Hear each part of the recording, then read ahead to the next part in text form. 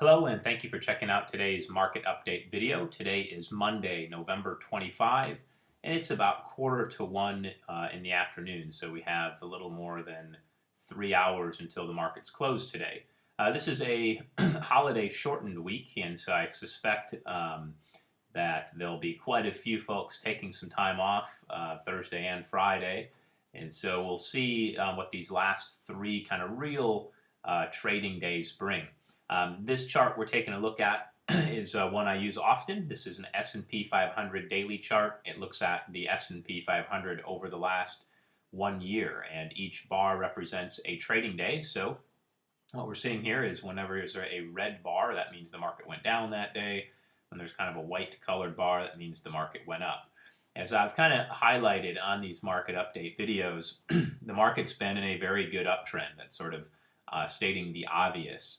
And what we can see is there was one uptrend, that's the two blue parallel bars, and that ended in late May when the Federal Reserve talked about tapering off their bond purchases. The market didn't go down a whole lot, though, only dropped down to around 1580 on the S&P before it started a whole new uptrend that we are in today.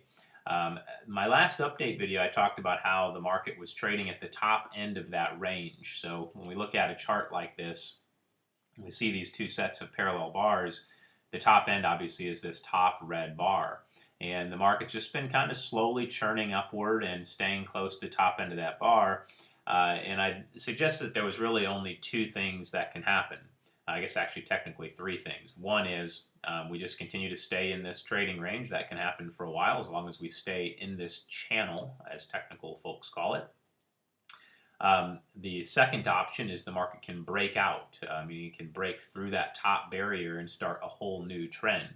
And then the third is that if it does fall down to the lower end of this channel and it breaks to the bottom, it could start a whole new downtrend. So the most logical thing is when a market's trending like this, they say that the trend is your friend. So when a market's trending like this, it's not a good idea necessarily to add new positions, nor is it a great idea just to sell speculatively. Instead, you want to see what the trend brings. And what I can say is that this trend is a little different than the last one. I've noted in past videos that this is a wider channel, so the difference between the top and the bottom is wider than what it was in the blue channel we were in. So when the market does decide to have a little correction and go down to this bottom part of the channel, it'll be a larger decline than the very small, modest, 2% type of changes we were having with the stronger rally that existed up and through about the end of May. So there's some good and bad things with that. I guess the bad thing is when the market does decide to go down and test the lower end of this range, it'll probably be closer to a 5% decline. Some people, that might spook them and get them fearful, cause them to liquidate when you're down about 4 or 5%. And what may end up happening is the same thing the last two times the market had dropped from the top part of the channel to the lower end, is it hits, bounces off the bottom, and goes right back to the top. So we just have to be a little bit more patient in markets like this. It's easy to do now because we're sitting here right around the top end of this channel. So it's easier to be patient, when it's only going up. But this will not happen forever. Hopefully we all are smart enough to know that markets go up and they also go down. So at some point the market will have some type of a correction. It might just be a little 4 or 5% drop until it finds the bottom of this channel. If it breaks out of that, then that's when we want to start being cautious, because obviously if we look longer term, markets have been going up now for a few years. If I show you a monthly chart, this is looking at the S&P 500 for about 15 years, and each bar here represents a month.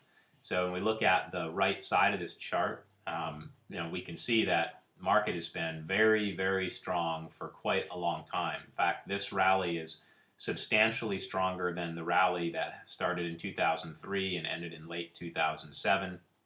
It's stronger than the rally that existed during the tech bubble of the late 90s. So the sort of propensity or the trajectory of the rally is quite significant, and markets are now in the S&P for the first time ever above 1800. It's at all-time highs, but there are some things that are cautionary. So we look at this longer-term trend, we can see markets are pretty severely overbought. Up at the top right, we can see something called relative strength, and when the number gets above 70, it creates these green peaks.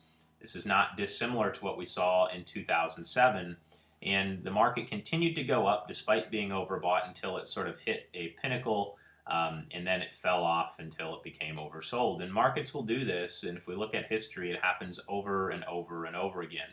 Now, an overbought market can stay that way, sometimes for only a few months, other times for a few years. But it always ends the same way. Eventually, it hits a peak and it has to have a correction. It's just a healthy way for markets to keep from getting too overvalued. So right now, markets are not substantially overvalued. Price to earnings ratios and a lot of the other basic fundamentals, they're not necessarily bad at all.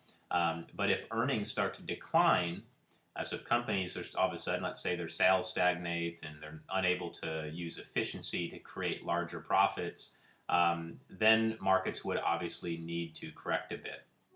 So in the interim, it's important to continue to enjoy the ride, so to speak, but it's not going to last forever.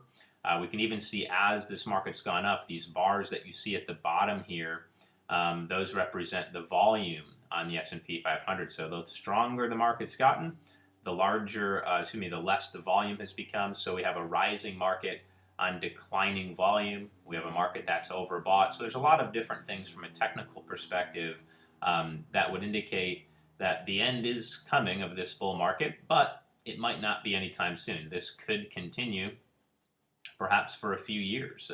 It's, again, really hard to say. So we want to sort of, again, if we're invested, enjoy being invested. There's going to be some times when the market drops 4 or 5%. That's normal and healthy. If we're thinking about changing our allocations, now is not a time to necessarily become more aggressive. I get people asking all the time, because bonds have been poor this year, should I get out of my bonds and get into the stock market? The simple, analysis of that thought would tell me that we're probably closer to the end than obviously the beginning. Now, the beginning of this rally started in 2009, so it's been a few years.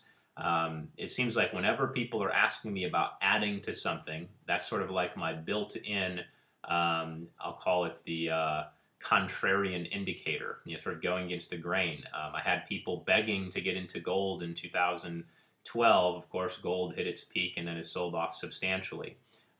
People may remember the real estate bubble that happened in 05 and 06 and 07, and people were just clamoring to get into real estate and flip properties and make quick profits.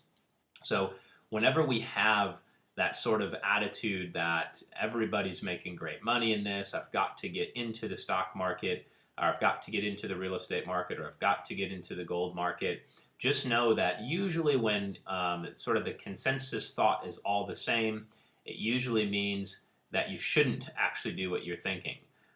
So that's it for today. I hope everybody has a wonderful Thanksgiving week. I know for myself, I'm looking forward to having a couple of days off and doing a lot of thanking and doing a lot of giving. And I hope you all do the same. I may not be back online this week with any more updates, so until next time, have a good one. I absolutely will be back online and probably in December doing some topics as it relates to our recession indicator. That's a little overdue because of the government shutdown. We weren't able to publish a full recession probability in the month of October, so should be able to do that yet. We'll have a tactical asset allocation update, so you get kind of a double post today, and then obviously be back again next week with some more info. So thanks for checking out this video, and have a great rest of the week.